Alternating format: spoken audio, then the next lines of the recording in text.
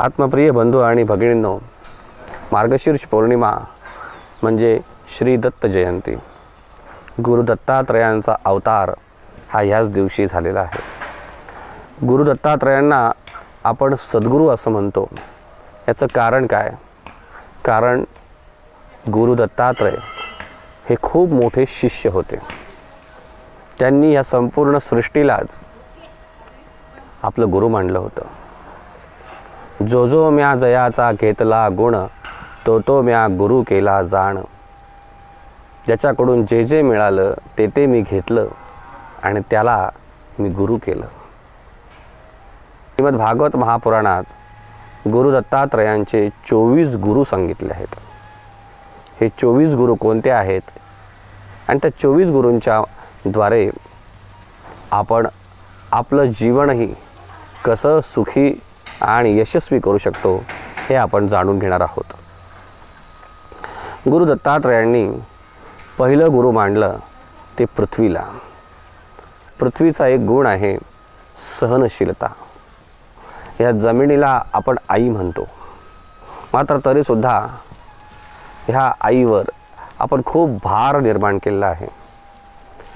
दिवसेंदिवस तो भार वाढत चालला आहे, मात्र ती आई, ही जमीन तो सगळा भार सहन करते. आपण ह्या आईच्या नाड्या म्हणजेच नद्या सुकवल्या, प्रदूषित केल्या.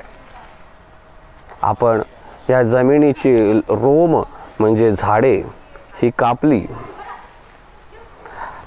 अनेक अत्याचार सहन करतही ती जमीन स्थिर आहे. अशा या जमिनीकडून गुरु दत्तात्रयांनी सहनशीलता, क्षमाशीलता हा गुण घेतला आणि त्या जमिनीला त्यांनी गुरु म्हटलं आहे. श्री दत्तांचा दुसरा गुरु आहे वायू. वायूचे 2 प्रकार आहे. एक आपल्या शरीरातील वायू, ज्याला आपण प्राणवायू म्हणतो, आणि हा प्राणवायू टिकून राहावा एवढाच आहार आपण घ्यावा हे गुरु दत्तात्रयांनी जाणलं. आणि दुसरा वायू आहे तो म्हणजे बाहेरचा. या सृष्टीमध्ये जो वायू नित्य वाहत आहे तो दुर्गंधही वाहून नेतो आणि सुगंधही वाहून नेतो. मात्र तो वायू न सुगंधित होतो न कायमचा दुर्गंधित होतो. सर्व गंधांपासून तो दूर राहतो. अनासक्ती, कोणत्याही गोष्टीत आसक्ती न ठेवणे हा गुण दत्तांनी वायूकडून घेतला आणि वायूलाही गुरु मानलं. त्यांनी तिसरा गुरु मानला ते आकाशाला. आकाश हे अनंत आहे, सर्व व्यापक आहे. तसाच आपला आत्माही सर्व व्यापक आहे. चराचर सृष्टीमध्ये आकाश हे भरून आहे, तसंच आत्मासुद्धा हा चराचर सृष्टीमध्ये भरून आहे. आकाश जसं सगळीकडे भरून असूनही निर्विकार राहते, तसेच आपला आत्माही वेगवेगळ्या देहांमध्ये जाऊन सुद्धा निर्विकार राहतो. गुरु दत्तात्रयांनी चौथा गुरु मानला ते पाण्याला. पाण्याला स्वतःचा रंग नाही आहे, पाण्याला स्वतःचा आकार नाही आहे. मात्र पाणी ही एक अशी गोष्ट आहे की ज्याशिवाय कोणताही जीव जगू शकत नाही. आणि ह्या पाण्यामध्ये जो जातो तो स्वतः पवित्र होतो. पाणी जो पितो तो आनंदाचा अनुभव करतो. पाणी हे मधुर लागतं, पाणी हे तृप्ती देतं. तसं माणसाने आपला स्वभाव नेहमी मधुर ठेवावा, निरंकारी ठेवावा. म्हणजेच आपल्या जवळ जो येईल तो पवित्र होईल, आनंदी होईल. दत्तात्रयांनी 5वा गुरु मानला तो अग्नीला. अग्नीला स्वतःचा आकार नाही आहे. अग्नीमध्ये जे टाकाल त्याचाच आकार अग्नी घेतं. अग्नीच्या ज्वाला ह्या क्षणभंगूर असतात, प्रत्येक क्षणाला बदलत असतात. तसाच मनुष्याचा देहही क्षणभंगूर आहे. आणि म्हणून ह्या आयुष्यामध्ये मनुष्याने आपल्या देहाचा सदुपयोग करून घ्यावा, म्हणजेच मोक्षासाठी प्रयत्न करावा. श्री दत्तांनी 6वा गुरु मानला तो चंद्राला. पौर्णिमेपासून अमावस्येपर्यंत चंद्राच्या कला हळूहळू कमी होत जातात आणि अमावस्येपासून पौर्णिमेपर्यंत चंद्राच्या कला हळूहळू वाढत जातात. आणि आपणास असं वाटतं की चंद्र हा वाढत जात आहे किंवा चंद्र हा कमी होत जात आहे, मात्र तसं नाही. चंद्र हा स्थिर आहे. त्याचप्रमाणे मनुष्याच्या आत्म्यावर सुद्धा देहाच्या अवस्था, बालपण, तरुणपण, वार्धक्य हे दिसून येतं, मात्र आत्मा हा कायम स्थिर राहतो. दत्तांनी 7वा गुरु मांडला तो सूर्याला. सूर्य हा समुद्रातील पाण्याचे वाफ करतो आणि यथायोग्य काळी पावसाच्या रूपानं या धर्तीवर वृक्ष, फुलं, फळं फुलवतो. असा हा सूर्य सर्वांना आरोग्य प्रदान करतो. श्री दत्तांनी यातून एक गुण घेतला, परोपकार. सूर्यासारखं माणसाने नेहमी परोपकारासाठी जळत राहावं. श्री दत्तांनी 8वा गुरु मांडला तो कबुतराला. एक कबूतर आणि कबुतरीण एकत्र राहत होते. त्यांना काही पिलं झाली. पुढे शिकाऱ्याने त्यांना पकडण्यासाठी एक जाळं टाकलं. ती पिलं त्या जाळ्यात अडकली. हे कबुतरणीने बघितलं आणि त्या पिलांना वाचवण्यासाठी ती सुद्धा त्या जाळ्यात गेली आणि तीही अडकली. हे कबुतराने बघितलं, आपल्या परिवाराला वाचवण्यासाठी तोही त्या जाळ्यात गेला आणि तोही अडकला. कुटुंबाचं भरण पोषणच केवळ आपलं ध्येय राहिलं तर आपला सर्वनाश हा निश्चित आहे.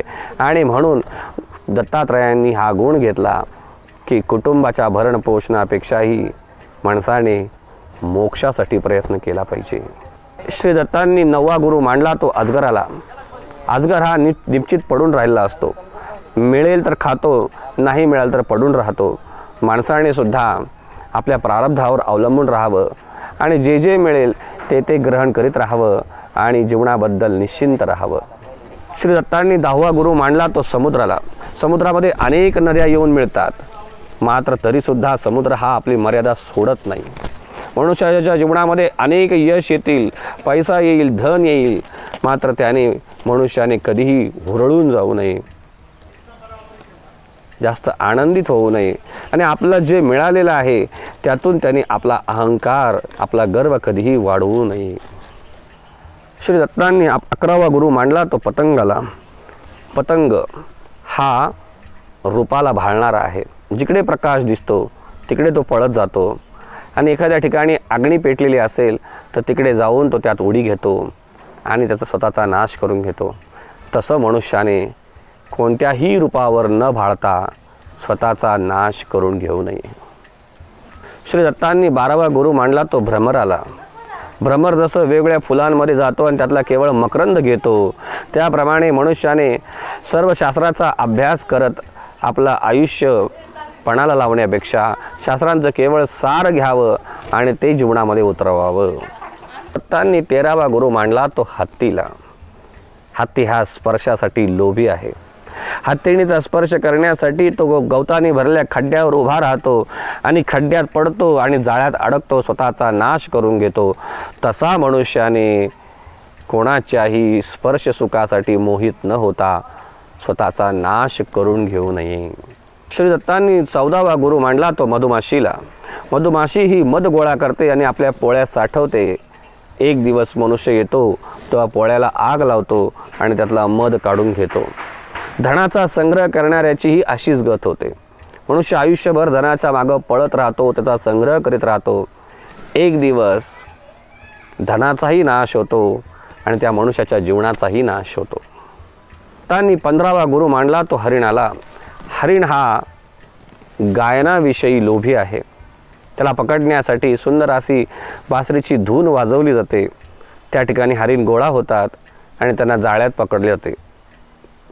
गायनामुळे स्वतःचा सर्वनाश हरिण करून घेतो.